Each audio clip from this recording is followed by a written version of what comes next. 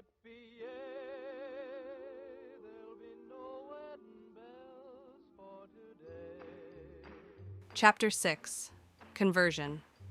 I got spurs. Adam led us up the hill that was just outside of the dock portion of Far Harbor. It was strange seeing the town populated beyond the dock, but the sight was encouraging. It was nice to know that life had been more tolerable and prosperous before the fog. We were led along the road until we came to a small house with fusion core candles hanging and set around the porch. There were a few acolytes of the faith working in the yard. As we grew closer, the acolytes began to take notice. I still had my radiation wings on display, and this caused most of the acolytes to drop to their knees in supplication, while a few of the others ran into the house to call everyone's attention to our approach. Moments later, dozens of Adamites crowded the yard in awe. One among them moved to the front and stared at me as we stopped a few yards away. The elderly man looked from me, then to Adam. "Adam, who is this person?" Adam, already dedicated to his role of zealot, answered clearly and proudly. Confessor Martin, this is High Priestess Merida'sIsekaiAdventures, daughter of Adam and the granddaughter of Mars. She has come to reveal Adam's truth to us." Martin looked down at me. "You glow his light. How can this be?" I smiled softly at the confessor. "I have been brought to this world by my father to speak his truth and bring his children back to the proper path. The children of Adam have misunderstood his lessons, and I have been sent to correct this misunderstanding." The confessor looked like he wanted to believe me, but his time as a religious leader bore skepticism. "How can what know that you say is true?" Adam barked furiously. "Can you not see with your own eyes that she is bathed in his glow? That Adam's blessing is surrounding her and expresses itself in the shape of her wings?" "Peace, Zealot Whately," Priya said calmly. "The High Priestess will make her case." "Of course," Adam replied. "Apologies, Grand Acolyte." I ignored the outburst and continued to focus my attention on Confessor Martin. "Your skepticism is understandable, High Confessor. You have hope, but your concern for your faith and your flock requires that you be dubious in your acceptance. Allow me to demonstrate the gift granted to me by my father, so that no doubt will remain in your mind." I spread my wings and held my arms out wide as I absorbed all the radiation in the area. The Adamites who had been bathing in radiation and were suffering from its effects were now clean of it. The earth was cleansed, and the fusion core candles were suddenly snuffed out. The radiation and energy collected itself into a tight sphere of yellow-green light in my palm. Raising the hand which held the energy ball up to the High Confessor, I grinned. "Here is all the radiation in the area. I have called it to me and gathered it here. There is enough potential in my hand to destroy a large chunk of this island, but that is not Adam's will, and it never has been." The other children of Adam had moved to join the others in supplication as Martin looked at the ball and its mesmerizing glow. It was never his will? I shook my head and absorbed the energy into myself. What happened during the Great War was not a blessing. Humanity had been wielding Adam's power to great effect, and without his ire for over a century. The Great War was a punishment delivered to the war to punish man's hubris for fighting over limited resources, when Adam had provided an unlimited resource for his children. Martin looked shocked, and many of the other Adamites began murmuring in surprise. "Division is one of Adam's greatest blessings. This is true," I confirmed, referring to the idea that the children of Adam believed that every atom in a person's being was a tiny universe unto itself, and that those universes would only come to life once a person died and began to decompose. "However, Adam wants the influence of our lifetimes, lived out in full, to influence the worlds created by our division. His power is great and unlimited, but like all divine things, it is anathema to mere mortals." Martin looked aghast. "Are you saying that his glow It's poison, High Confessor, I confirmed. Useful when wielded properly, but dangerous and to be used with caution and protection. We've been misusing his glow? One of the members asked. I looked at the others and smiled.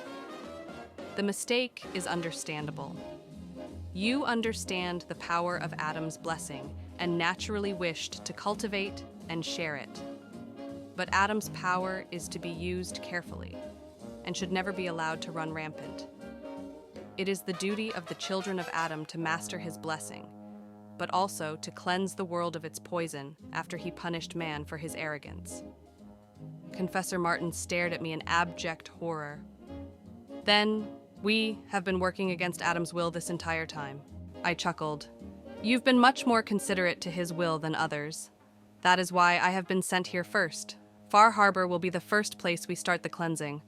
Once we have contained his blessing, we must acknowledge our role as caretakers of its responsible use. I will need all of you to help me spread this message to our brothers and sisters throughout the wasteland. Martin looked at me with hope that there was some hope for forgiveness for his perceived slights against Adam. Will you teach us how to become caretakers of his power? I smiled and nodded. I will.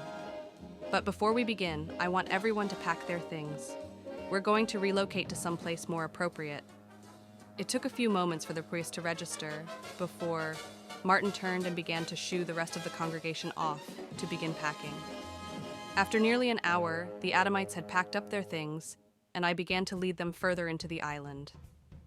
I could have told them where we were going and let them travel there, but I wanted to take the opportunity to showcase more of my power.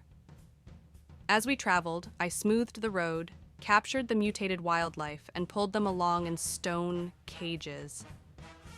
There were pockets of fog beginning to form on the island, and I absorbed the radiation from them, the water, and the ground itself.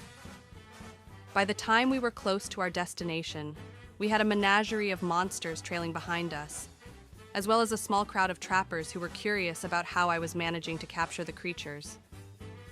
It took us a little over 2 hours to reach our destination, the Mount Desert Island Naval Facility. I stopped a few yards from the entrance and turned to face the crowd of Adamites and trappers, smiling. Here we are. This place represents a prime example of how mankind was able to responsibly and properly contain and wield Adam's power. Inside is a nuclear submarine, powered by Adam's grace. Mankind devised many safe and reliable ways to harness Adam's power, and it will be up to the children of Adam to help the world wield it responsibly once more. I shifted my gaze to the small group of trappers who were listening curiously. And if you all wish to join us in our efforts, I will rely on your expertise to tame the wasteland. Our world is forever changed after the Great War, and the wildlife is no different. We must find a way to not only preserve this new world, but also keep it safely at bay while we rebuild. Would you be willing to do that? The group seemed confused as they looked at each other, not sure how to respond. I chuckled. There's no need to answer now. Watch and listen for a while, then make your decision. I know your group is extremely talented in the way you can master the wild, so it would make me feel better, knowing we have your expertise at hand. Over the next few days, we set to work clearing and cleaning the facility. First thing first, I absorbed all of the facility. It was a considerable amount.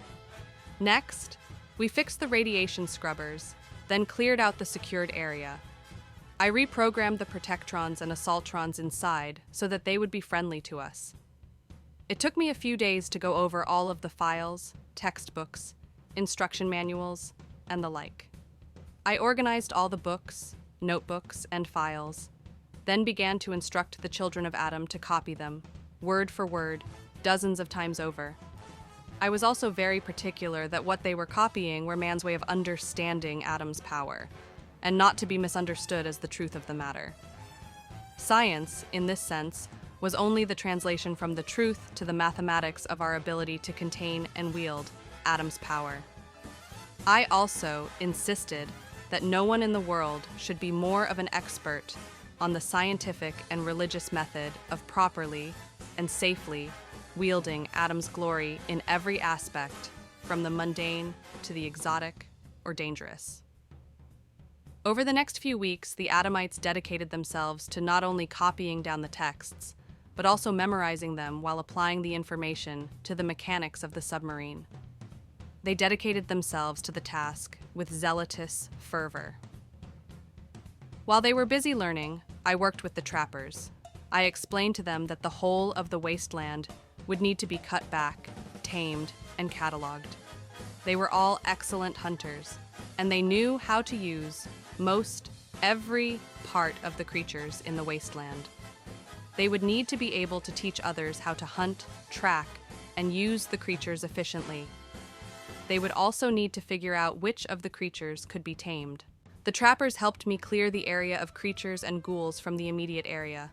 As we explored the rest of the island, I cleansed it of radiation, though I found that the fog was beyond my influence. Its radiation could be absorbed, but there was something strange about it. It didn't set me off, but the trappers and others who entered seemed to be put on edge. The fog had a way of making people feel disconcerted, paranoid, and even fearful. I had my theories on its effects. A month after arriving at the island, I called the children of Adam and the newly converted trappers to a nearby spring. This spring was used in the game if the player wished to join the local chapter of the Children of the Atom. Drinking from it would cause the player to see a strange vision of an individual called the Mother of the Fog. While there were multiple theories on what, or who, the Mother was, I was determined to make her a genuine part of the new Adamite mythology by creating the Mother with my ability to manipulate radiation. I had intentionally left this area irradiated so that the spring would have its same effect. I stood next to the spring with everyone else gathered before me. First, I want to thank you all for your hard work over the past few weeks. Your dedication to our great work has been inspiring. I cannot express how grateful I am to you all. Tapriya led a small applause. I turned and motioned to the spring. Some of you may feel it around you even now, but this place is still irradiated. I could have cleansed it as I've done for the rest of the island, but I have not. I have chosen to leave it alone, because it is a holy spring. The water from it grants those who drink from it visions. To cleanse it would have been an act of blasphemy on my part. Tapriya began to pass out cups to everyone. I cupped my hands together and gathered water from the spring. I would like us all to partake in a sip together so that we can share in Adam's glory together. After the cups were passed out, I brought my hands to my mouth and drank the water. As I watched those gather, kneel down to begin dipping their cups into the water, my vision was taken away. I found myself in a black void that reverberated with power. I could feel a great presence that threatened to drown out my mind. I felt as if the presence could snuff me out with a thought, but was instead welcoming me warmly. Welcome, child. The entity's words echoed in my mind painfully. It seemed like the same voice that had addressed me when I was first brought to the universe. Its tone was less strained. Your work has begun. It took me some time to work up the will to respond. While the entity's voice was painful, it wasn't as overwhelming as it had been when I first arrived. Where am I? Standing before the spring, sipping from the water, it answered. I have pulled your consciousness here to speak. You will be returned before anyone else has taken a sip. What did you want to speak to me about? I asked. Your work, it said with an oily tone. You are cleansing the world. As you asked me to do, I replied pointedly. It has eased my suffering, it said. For this, I will grant you dominion over my avatars. Continue your work, and more boons will be yours. I'm happy to help, I responded, curious what it meant by dominion over its avatars. You will see in time, it replied, clearly aware of my thoughts. There are some places You must not cleanse. You will know them. They will feel like home, and my avatars will feel like family. Then I'll leave them as they are, I said, accepting the task. Only your fellow travelers may join you when you enter these sites, it warned. Others will not keep their minds. That statement made me curious, but I put the curiosity aside. As you wish. I trust you're speaking to me now, because the rest of the congregation is about to drink from the spring. Is there something you wanted me to tell them? The blackness seemed to wrinkle in amusement. It seemed I had hit the mark. You hope to show them the mother of the fog, it swirled. I will grant this vision, but I will center it on you. You will be my representative in the world. As a priestess of Adam, I asked. That is who they believe I represent. And so you will be as far as they are concerned, it insisted. Mortals have given me many names. Adam shall be the newest. Adam doesn't exist. It was more of a statement than a question to gauge the validity of the deity.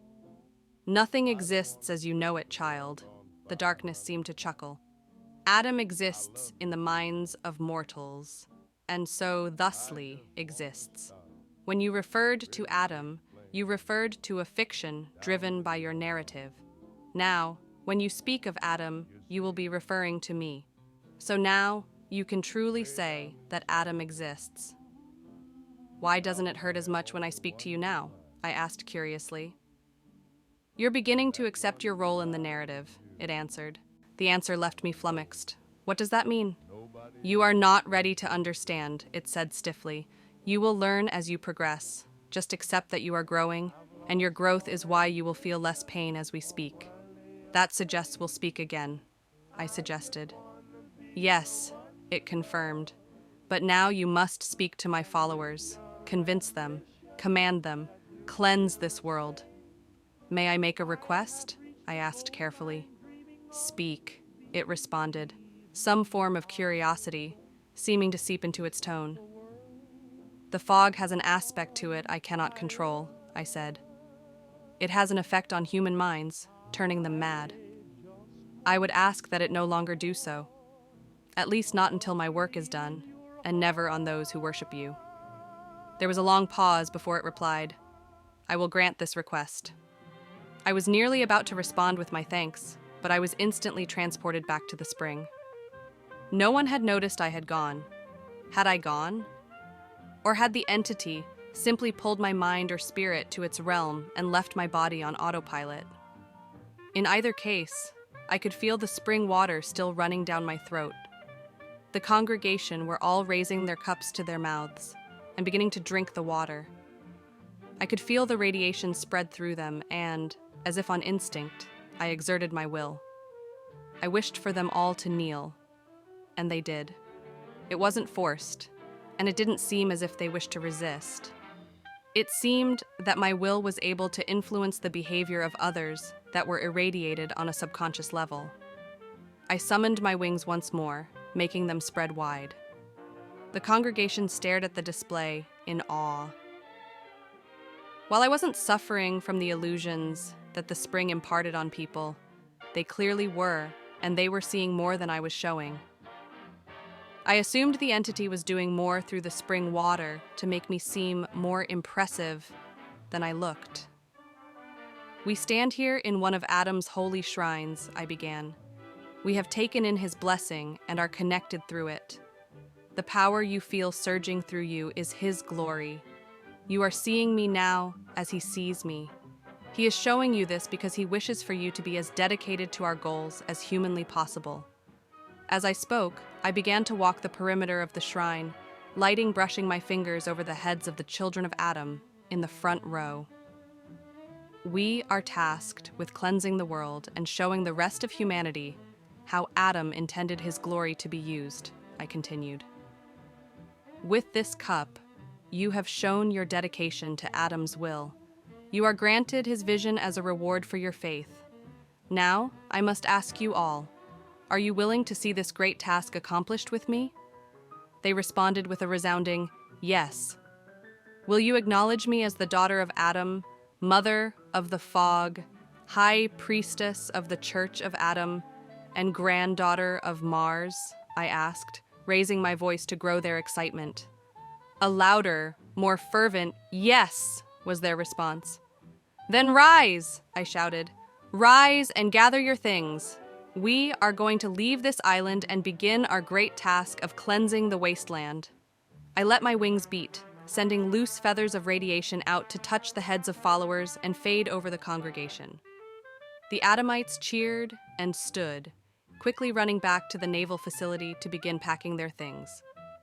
Tapriya, Adam, and Mayroon remained with me as we walked back slowly, allowing the others to rush ahead and begin the work.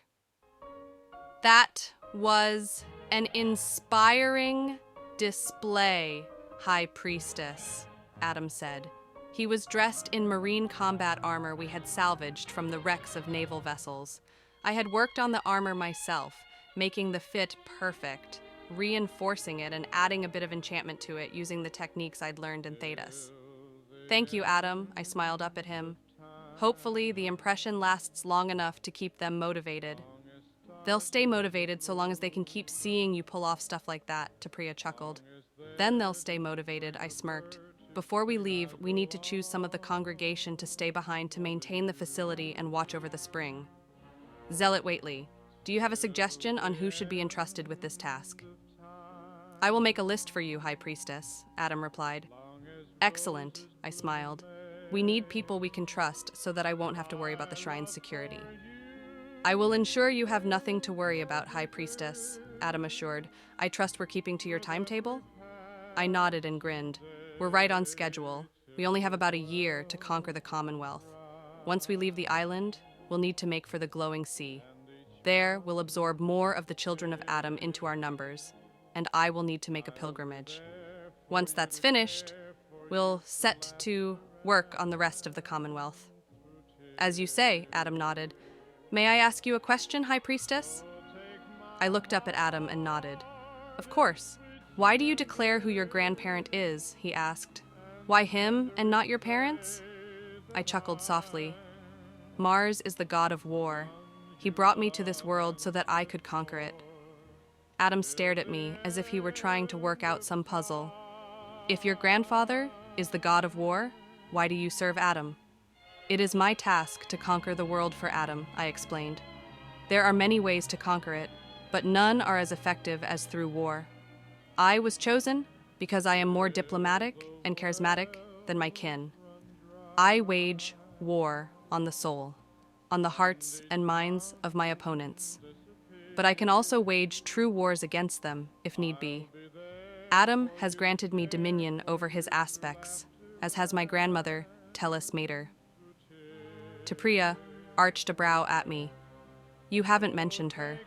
Who is she? Tellus Mater is the goddess of the earth, I replied. She has granted me dominion over the very stone of the world. I see, Tapriya said in a tone that communicated that she understood how I was explaining my powers to those who would know me as the descendant of deities. While Mother and Father were happy to blame Vault-Tec, I could now alter that story to better suit my needs. You haven't demonstrated your grandmother's gifts yet, Adam observed. I laughed. Oh, don't you worry, Adam. I will soon enough. A few hours later, the children of Adam were prepared to leave. Adam had picked out a handful of members and tasked them with staying behind and safeguarding the facility and the shrine. As everyone gathered together, I smiled. I want to thank those of you staying behind to be the safekeepers of these holy grounds. However, I do not want you to think that I have left you with a great deal of work to turn this area into something worthy our faith. So witness Adam's glory made manifest. I turned and spread my arms and radiation wings as I summoned the stone to rise. I molded it into a massive cathedral with twisting architecture, winding hallways, and detailed engravings. Atomic symbology, as well as finely sculpted tentacles, decorated the new cathedral.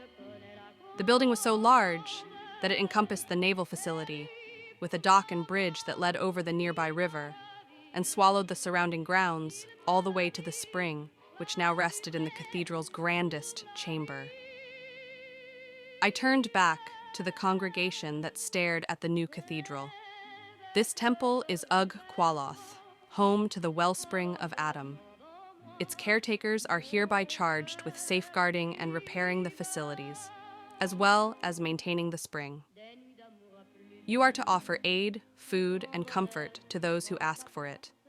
Teach the word of Adam, accept all who wish to become part of our faith, and respect those who do not. Ours is a unifying goal.